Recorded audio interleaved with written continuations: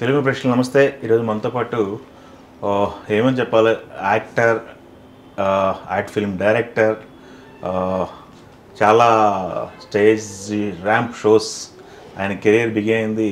ఒక మోడల్గా, ఇప్పుడు ఒక ట్రైనర్గా, పరిపూర్ణమైనటువంటి వ్యక్తిగా కౌశల్ గారు మనతో ఉన్నారు. కౌశల్ గారితో మాట్లాడదాం. సార్ నమస్తే అండి. నమస్తే అండి. ఎలా ఉన్నారు? I'm good, thank you Venu గారు. యా, ఇన్ని రకాల యాక్టివిటీస్ ఒక మనిషి చేయటం అంటే ఎలా ఉంది? యాక్టింగ్ ప్లస్ మోడలింగ్ ప్లస్ మీరు మోడల్తో ఆగిపోకుండా మళ్ళీ మోడల్స్ని తయారు చేస్తున్నారు. యా, అంటే అందులోనే కిక్ ఉంటుందండి యాక్చువల్గా. అంటే మనం చేసిన ప్రొఫెషన్ అక్కడికి ఆగిపోతే they won't be any kick అనమాట. సో మనం చేసిన ప్రొఫెషన్ని 10 మందికి నేర్పించి వాళ్ళు జీవితంలో ఏదైనా సక్సెస్ఫుల్గా ఉంటే that will be more kick than anything అనమాట. అంటే ఒక ప్రొఫెషన్ని చూస్ చేసుకుని డెఫినెట్గా మీరు అన్నట్టు I should have achieve some good position actually. But ఏంటంటే ఫస్ట్ నుంచి I mean to multi tasking కాబట్టి ఐ మీన్ టు ఎవ్రీథింగ్ అనమాట. ఓకే ఓకే, ముందు కంగ్రాట్స్ అండి. మా రీసెంట్ సినిమా మంచి అప్లాజ్ వచ్చింది. థ్యాంక్ యూ అండి. కన్నప్పలో కూడా స్క్రీన్ షేరింగ్ బాగుంది. ఫస్ట్ నుంచి లాస్ట్ వరకు మీరు స్క్రీన్ షేరింగ్ ప్లస్ ఇంపాక్ట్ ఉన్న క్యారెక్టర్. యాక్చువల్లీ నేను డబ్బింగ్ చెప్పినది చాలా చెప్పాను. డబ్బింగ్ చెప్పిన దాంట్లోనే 20 డైలాగ్స్ లెగిసిపోయాయి because of the cinema duration వల్ల. లేకపోతే ఇంకా బాగుంటుంది. But even then my character is good actually, trim అయిన తర్వాత కూడా. ఓకే, యా, చూసారా థియేటర్లోకి వెళ్ళి? రెస్పాన్స్ ఎలా ఉంది మీకు? ఎలా? నేను వెళ్ళిన ప్రతి థియేటర్లో హౌస్ఫుల్ కలెక్షన్స్లో ఆడుతుంది అనమాట. I mean it's full crowded అనమాట. ఓకే, సో అంటే ఇప్పుడు యాక్చువల్లీ జనాలు ఎలా తయారైపోయారంటే ఎవరన్నా టాక్ బయట రివ్యూస్ ఇస్తుంటే ఆ రివ్యూస్ని బట్టి థియేటర్కి వెళ్తున్నారు. థియేటర్కి వెళ్ళి సినిమా చూసి వచ్చి రివ్యూస్ ఇవ్వట్లా.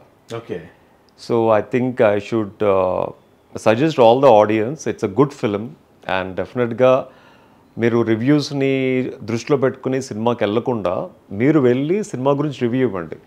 చాలామంది సినిమాకి వెళ్ళిన తర్వాత బయట వాళ్ళు ఎందుకు అలా చెప్తున్నారు, సినిమా ఇంత బాగుంది కదా, ఫస్ట్ హాఫ్ ల్యాగ్ అన్నారు. ఫస్ట్ హాఫ్ కూడా మాకేం ల్యాగ్ అనిపించలేదు, it's very good. First half అంతా రొమాంటిక్ అన్నారు. బట్ అందులో ఏముంది, that's very normal but very good.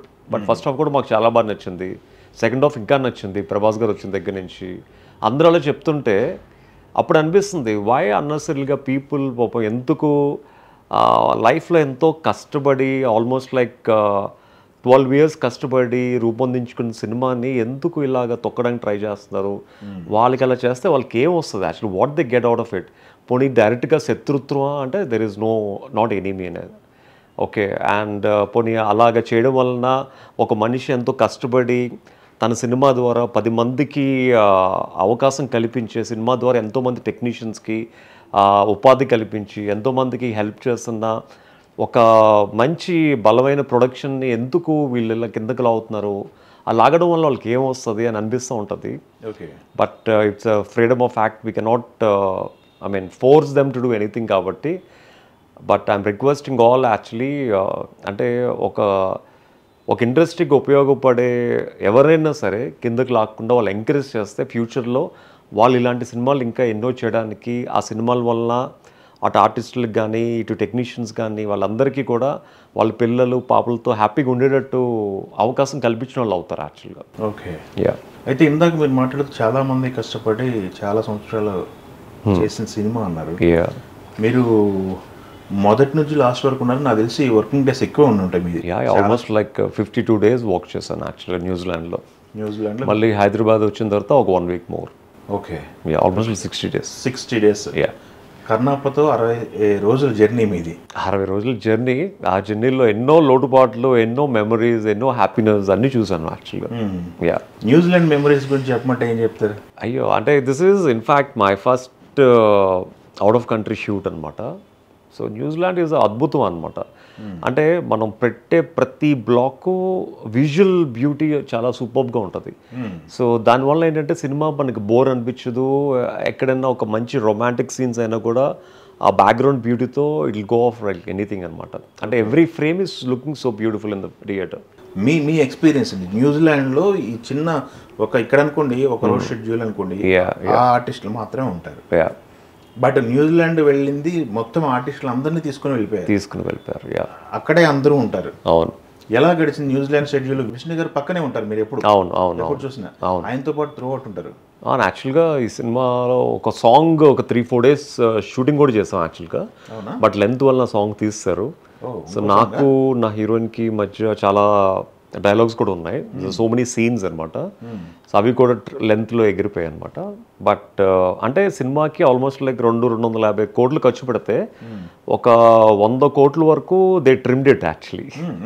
అంటే ఒక సాంగ్ షూట్ చేయాలంటే almost like every day they use to spend, నాకు తెలిసే ఒక 80 to 90 lakhs, if I'm not wrong, I don't know approximately actually. But 4 రోజులు షూట్ అంటే అక్కడే ఒక 3-4 కోట్లు ఎగిరిపోయి ఉంటుంది. అలా చాలా సీన్స్ లెంత్ ఎక్కువ రావడం వల్ల కొంచెం స్కిప్ చేయాల్సి వచ్చింది. But even then sharp and neat ఉంది ఇప్పుడు actually. Mohan Babu garu on location ఉండేవాళ్ళ? మోహన్ బాబు గారు గురించి మనకు చెప్పాల్సిందే ఉంది. Is very very discipline person.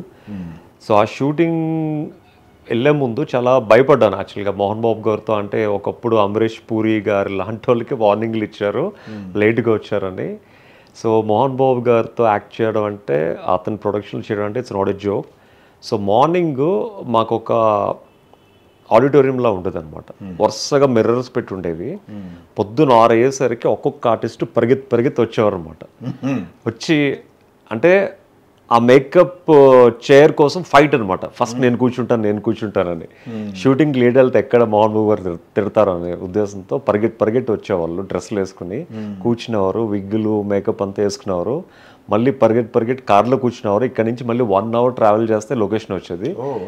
మేము మార్నింగ్ 7:30-8కి వెళ్ళినప్పటికీ మోహన్ బాబు గారు ఒక షాల్వా కప్పుకొని కాల్ మీద కాల్ వేసుకుని ఒక అంబ్రెల్లా పట్టుకొని కూర్చునేవారు అనమాట. ఇలా ఒక్కొక్కరు వస్తూ ఉంటే టైం చూసేవారు అనమాట. సో ఎవరన్నా లేట్ వస్తే అక్కడ ఒక 10 నిమిషాలు క్లాస్ అయ్యేది. సో నువ్వు లేట్కి వచ్చావు, 10 నిమిషాలు లేట్కి వచ్చావు అని చెప్పి తిట్టేవారు అనమాట. మీకు అయింది ఎప్పుడైనా? ఒకరోజు అయింది. అంటే నాకు మేకప్ 20 మంది ఆర్టిస్టులకి ఒకేసారి మేకప్ అంటే అందులో ఒక్క బాంబే అతనే విగ్గులు పెట్టడానికి వచ్చాడు అనమాట. సో అందరూ తనే అందరికి పెట్టాలి యాక్చువల్గా. సో ఆబ్వియస్లీ లైన్లో నుంచోవాలి కాబట్టి, సో ఆబ్వియస్లీ సీనియర్స్కి ప్రిఫరెన్స్ ఇవ్వాలి కాబట్టి ఆబ్వియస్లీ 1-2 రోజులు లేట్ అయింది యాక్చువల్గా. అవుట్డోర్ అయినప్పుడు ఆబ్వియస్లీ ఇలాంటి చిన్న అవుతూ ఉంటాయి. ఏమన్నారు? తిట్టారు. ఏమంటారు, ఐ మీన్ కౌశల్ వాళ్ళు 15 నిమిషాలు లేట్గా వచ్చావు, రేపు లేట్గా వస్తే మాత్రం ఊరుకునేది లేదన్నారు. డన్ సార్, రేపటి నుంచి అరగంట ముందే ఉంటానని చెప్పాను. నెక్స్ట్ డే నుంచి నేనే ఒక కార్ తీసుకుని ప్రొడక్షన్ వాళ్ళ దగ్గర నా కార్లో ఏ ఆర్టిస్టులు అయితే ఫ్రీగా ఉన్నారో ఆర్టిస్టులను ఎక్కించుకుని నేనే డ్రైవ్ చేసుకుని వెళ్ళిపోయాను అనమాట. ఎందుకంటే ఈ సినిమా వలన ఇంకా న్యూజిలాండ్లో బతకడం మన వల్ల కాదు అన్న చాలామంది ఇండియన్ ఫ్యామిలీస్, అంటే ఎస్పెషల్లీ పంజాబీస్కి ఈ సినిమా అక్కడ షూట్ చేయడం వలన వాళ్ళకి చాలా హెల్ప్ఫుల్ అయింది యాక్చువల్గా. వాళ్ళకి ఈ షూటింగ్ రోడ్రోవల్లో షూటింగ్ చేయడం వలన ఇంకా 2-3 నెలల్లో న్యూజిలాండ్ వదిలి ఇండియా వెళ్ళిపోదాం అనుకున్న వాళ్ళందరికీ ఫైనాన్షియల్గా చాలా హెల్ప్ అయింది. ఆ పంజాబీ ఫ్యామిలీస్కి ఆల్మోస్ట్ లైక్ ఎవ్రీ అవర్కి they use to pay $20 to $25 each డ్రైవర్కి. సో ఈ సినిమా అయిన 3-4 నెలలు వాళ్ళు మళ్ళీ ఇంకొక 2-3 సంవత్సరాలు ఉండే అంత సంపాదించుకున్నారు యాక్చువల్గా. వాళ్ళకి చాలా హెల్ప్ అయింది. అలాగే అక్కడ లోకల్ ఉన్న ఆర్టిస్టులకి, మౌరీస్ అంటారు యాక్చువల్గా, న్యూజిలాండ్ ట్రైబ్స్ అనమాట, వాళ్ళకి పాపం ఎప్పుడో జనాలు వచ్చి చూసి టికెట్లు కొంటే కానీ వాళ్ళకి ఉపాధి ఉండదు.